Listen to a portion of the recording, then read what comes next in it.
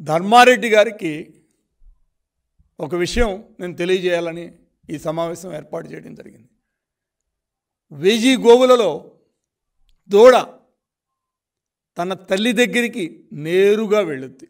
అంటే దూడకి తన తల్లి ఏ విధంగా తెలుసో అదేవిధంగా ధర్మం ధర్మంలో చేరుతుంది, పాపం పాపంలో చేరుతుంది.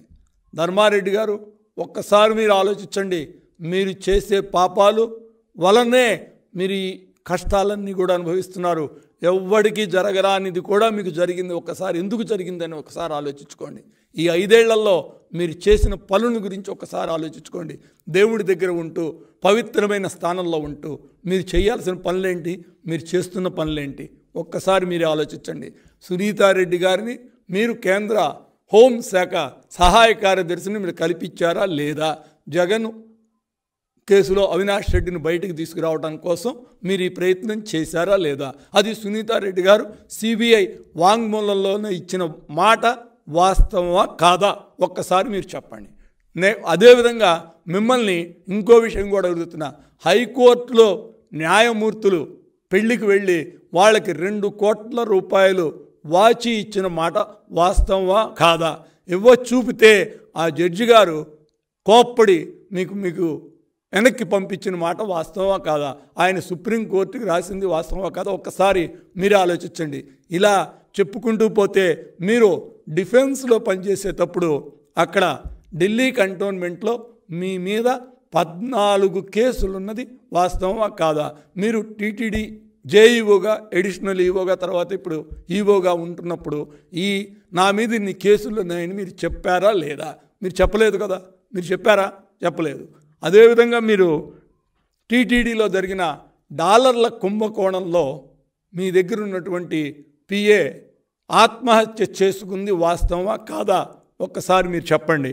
అదేవిధంగా ఇలాంటి ఎన్నో తప్పుడు పనులు చేస్తూ మీరు టీటీడీ యొక్క పరువుని, టీటీడీలో ఉన్నటువంటి గౌరవాన్ని తగ్గించే కార్యక్రమం మీరు చేస్తున్నారు.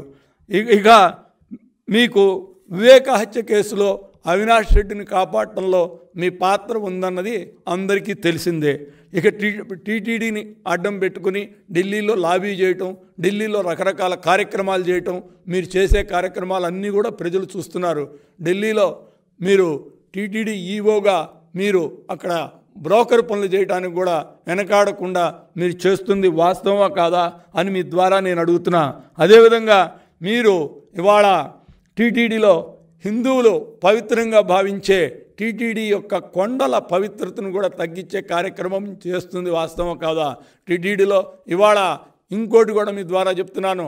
ఈ 5 ఏళ్లలో మీరు, అదేవిధంగా సుబ్బారెడ్డి గారు, ఇప్పుడున్నటువంటి కరుణాకర్ రెడ్డి గారు, ఈ ముగ్గురు కూడా టీటీడీని సర్వనాశనం చేశారా లేదా అని మీ ద్వారా అడుగుతున్నా. వీటిలో ఏదన్నా అవాస్తవాలు ఉంటే మీరు చెప్పండి. ఇప్పుడు దాకా మీకు చాలాసార్లు మిమ్మల్ని అడిగాం, మీరు కానీ ఎప్పుడూ కూడా మీరు ఈ విషయాల గురించి బయటకు రారు, ఏమన్నా మాట్లాడరు. ఏంటంటే మేము తప్పు చేసాం లేదా అని చెప్పే ధైర్యం కూడా మీకు లేదని మీ ద్వారా నేను తెలియజేసుకుంటున్నాను. అదేవిధంగా ఇంకా రమణ దీక్షితులు గారి విషయానికి వస్తే, ఆ రోజున రమణ దీక్షితులు గారు 2018లో చంద్రబాబు గారి దగ్గర ఇంట్లో మంచం కింద పింక్ డైమండ్ ఉందని చెప్పారు. ఆయన మీద ఆ మాట అవాస్తవని, అబద్ధమని చంద్రబాబు గారికి తెలుసు, చెప్పినటువంటి రమణ దీక్షితులు గారికి తెలుసు. జగనో లేకపోతే ఇతరులో ఆ రోజున ఆయన ప్రలోభ పెట్టి చెప్పమంటే దేవుడి దగ్గర ఉండేటువంటి వ్యక్తి ఏ విధంగా మాట్లాడటం ఎంతో బాధేసింది. ఆయన తెలిసి కూడా ఎందుకు ఈ విధంగా మాట్లాడాడు అని మేమందరం కూడా ఎంతో బాధపడ్డాం.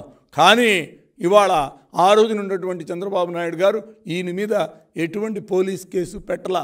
ముఖ్యమంత్రిని పర్సనల్గా కామెంట్ చేసినా కూడా ఆయన వదిలేశారు పెద్ద మనసుతో.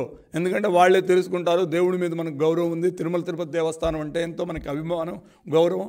అలాంటి వెంకటేశ్వర స్వామి సూచించే అవకాశం ఉన్నటువంటి, స్పృశించగలిగిన అవకాశం ఉన్నటువంటి వ్యక్తి డైలీ పూజ చేస్తాడు, ప్రధాన అర్చకుడుగా ఉన్నటువంటి ఆయన మీద మనం పోలీస్ కేసు ఎందుకు పెట్టాలి, ఆయనే తెలుసుకుంటాడని ఎంతో పెద్ద మనసుతోటి నాకే ఆశ్చర్యం వేసింది. ఎవరు ఆ విధంగా ఉండరు. అలాంటి వ్యక్తి నారా చంద్రబాబు నాయుడు గారు ఉండి ఈయన మీద ఎటువంటి పోలీస్ కేసు పెట్టకుండా ఈయన్ని పెద్ద మనసుతో వదిలేశాడు. కానీ ఇవాళ ఈ 4.5 ఏళ్లలో ఈ ప్రభుత్వం పింక్ డైమండ్ గురించి ఎక్కడైనా మాట్లాడిందా? రమణ దీక్షితులు గారు ఈ 4.5 ఏళ్లలో వాళ్ళతో ఉంటూ ఎప్పుడైనా పింక్ డైమండ్ గురించి అడిగారా? ఈ పింక్ డైమండ్ ఎక్కడుంది, ఎతికిచ్చే కార్యక్రమం ఎప్పుడైనా ఆయన చేశాడా? ఆ రోజున ఆరోపణ అయితే చేశాడు, అయిపోయింది కాబట్టి వాళ్ళకి కావాల్సిన లబ్ధి చేకూరింది కాబట్టి అయిపోయింది అన్న ఉద్దేశంతో ఆయన వదిలేశాడు, వీళ్ళు ప్రభుత్వం కూడా వదిలేసింది. తప్పుడు కేసుల్లో 54 రోజులు రాజమండ్రిలో పెట్టినటువంటి ఈ ప్రభుత్వం నిజంగా ఆయన దగ్గర పింక్ డైమండ్ కనుక ఉంటే ఎందుకు సెర్చ్ చేసి దాని మీద కేసు ఎందుకు పెట్టలేకపోయారు? అంటే లేదని వాళ్ళ ప్రజలందరికీ తెలిసిపోయింది కదా. ఆ రోజున ఎలక్షన్ ముందు హిందూ ధర్మం మీద, బ్రాహ్మణుల మీద, అదేవిధంగా వాళ్ళ ఓట్లు దండుకోవటం కోసం ఆ రోజున చేసినటువంటి ఒక ఆరోపణ అని ఇవాళ ప్రజలందరూ కూడా అర్థం చేసుకున్నారు. కానీ ఇవాళ ఈ ప్రభుత్వం ఏం చేసిందంటే, ఈయనే అడిగాడు కైంకర్యాలు సరిగా జరగట్లేదని. 4.5 ఏళ్లలో ఈ కైంకర్యాల గురించి ఆయన గుర్తు రాలేదు. ఇవాళే గుర్తొచ్చి ఆయన ఒక నెల రోజుల క్రితం కైంకర్యాలు తిరుమలలో సరిగా జరగట్లేదని ఒక కామెంట్ చేస్తే వెంటనే ఐటీ డిపార్ట్మెంట్ వాళ్ళు ఒక కేసు పెట్టారు. కేసు పెట్టి వెంటనే ఆయన్ని పోలీస్ కేసు పెట్టారు. వెంటనే ఆయన్ని ప్రధాన పూజారి పదవి నుంచి కూడా తొలగించడం జరిగింది. ఇప్పుడు కోర్టుల చుట్టూతో తిరుగుతున్నాడు. అయ్యా రమణ దీక్షితులు గారు, ఇప్పటికైనా మీరు కూడా ఆలోచించుకోండి. మంచి మనిషి అధికారంలో ఉంటే, పెద్ద మనసున్న వ్యక్తి అధికారంలో ఉంటే మనం ఏం మాట్లాడినా ఏ విధంగా పట్టించుకోకుండా వదిలిపెట్టారు. ఇవాళ మీరు ముఖ్యమంత్రి గారిని గురించి మాట్లాడలేదు, టీటీడీలో జరిగే కైంకర్యాల గురించి మీరు మాట్లాడితేనే మీ మీద పోలీస్ కేసు పెట్టి మిమ్మల్ని పదవిలో నుంచి తీసేసినటువంటి వ్యక్తి జగన్మోహన్ రెడ్డి. ఇప్పటికైనా మీరు బయటకు వచ్చి ఆ రోజున జగన్మోహన్ రెడ్డి నాతోటి ఈ విధంగా చెప్పించాడు అని చెప్పగలిగిన ధైర్యం మీకుందా? నిజాన్ని బయట పెట్టండి. ఎవరు మీతో ఆ రోజున మాట్లాడిచ్చారు, ఎందుకు మాట్లాడిచ్చారు అనేది మీరు ఇవాళ నిర్భయంగా బయటకు వచ్చి చెప్పాల్సిన బాధ్యత మీకుంది. మీరు చెప్పగలరా అని మీ ద్వారా నేను అడుగుతున్నా. అప్పుడు మీరు బయటకు వచ్చి దానిలో వాస్తవాలు అవాస్తవాలు ప్రజలకు తెలియజేస్తే ప్రజలు మిమ్మల్ని నమ్ముతారు. అంతేగాని ఈ విధంగా తప్పుడు ప్రచారాలు చేసి పబ్బం గడుపుకున్న వాళ్ళతోటి మీరున్నందుకే మీకు ఈ విధమైనటువంటి బాధలు కూడా మీకు వచ్చాయని మీ ద్వారా నేను తెలియజేసుకున్నా. ఇప్పటికి కూడా రమణ దీక్షితులు గారికి నేను ప్రత్యేకంగా ఒక విజ్ఞప్తి చేస్తున్నా. అయ్యా, మీరు ఆ రోజున ఎవరు పింక్ డైమండ్ గురించి మిమ్మల్ని మాట్లాడమన్నారో బయటకు వచ్చి ఇప్పటికైనా వాస్తవాలు బయట పెట్టే ధైర్యం మీకుందా అని మీ ద్వారా నేను అడుగుతున్నాను. నేనొక నిజం, జరిగే యథార్థాల అగ్ని పర్వతం, జననం మరణం మధ్య జరిగే నాటకానికి నేనే సాక్షిని. సగటు మానవుని గొంతుక నేను. మీ అందరి కోసం ప్రతి గడియ పనిచేస్తూ గళం వినిపించే G9 న్యూస్.